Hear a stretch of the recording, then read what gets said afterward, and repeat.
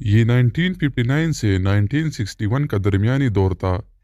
چین کے انقلابی رہنما ماؤ زے تنگ ملک میں نئے تجربات کر رہا تھا۔ ملک کی پیداوار بڑھانے کے لیے انہوں نے ایک عجیب جنگ کا اعلان کر دیا تھا۔ یہ جنگ چڑیا کے خلاف تھی۔ ماؤ زے تنگ کا خیال تھا کہ پرندوں کی قسم چاول، گندم اور دیگر فصلوں کو سخت نقصان پہنچاتی ہے، لہٰذا ان کا خاتمہ ضروری ہے۔ چنانچہ کسانوں کو انعامات کی لالچ دی گئی کہ جس نے زیادہ چڑیا مار دیے ان کے لیے انعام ملے گا۔ لوگوں نے چڑیوں کی گھونسلے تباہ کر دیے، انڈے توڑ دیے، پکڑ کر چڑیوں کے بچے مار دیے۔ اس مہم کے نتیجے میں چڑیا کا وجود ختم ہوا، درختوں کی ٹہنیاں خالی ہو گئی اور صبح صبح چڑیوں کی آوازیں آنا بند ہو گئی۔ لیکن نتیجہ انتہائی خوفناک نکلا۔ یہ چڑیا ٹڈی دل اور دیگر جن حشرات الارض کا شکار کرتی تھی۔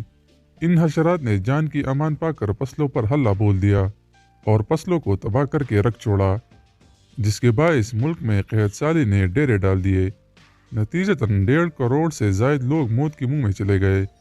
یہ چائنا کی تاریخ کا بدترین قحط تھا۔